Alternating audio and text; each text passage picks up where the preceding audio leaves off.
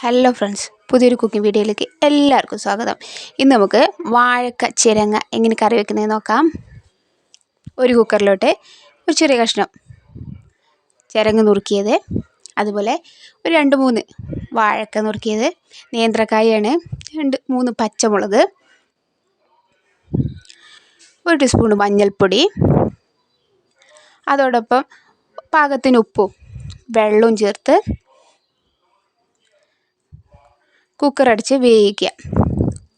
ഒരു 3 വിസിൽ മതിയാവും.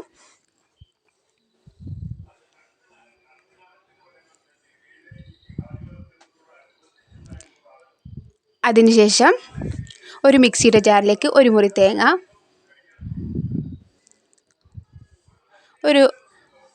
കുറച്ച് ചെറുള്ളി, അതുപോലെ കുറച്ച് വെളുത്തുള്ളി,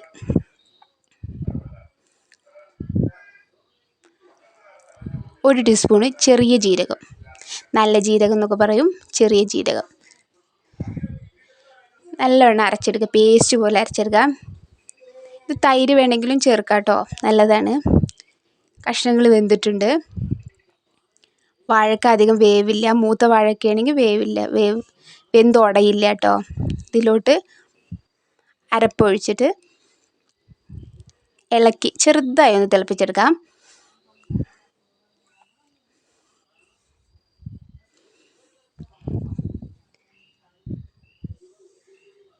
അതിനുശേഷം ഒരു ചട്ടി അടുപ്പത്ത് വെച്ച് കുറച്ച് വെളിച്ചെണ്ണ ഒഴിച്ച് താളിപ്പിട്ടോ, അതിലോട്ട് ഒഴിക്കാനുള്ള താളിപ്പാണ്. 1 ടീസ്പൂൺ കടുക്, അതുപോലെ വറ്റൽമുളക് ഒരു 3 എണ്ണം, കറിവേപ്പില ഒരു 2 അല്ലി. ഇവ നല്ല മൂപ്പിച്ച് എടുത്തിട്ട് ഇത് കറിയിലോട്ട് ചേർക്കാം.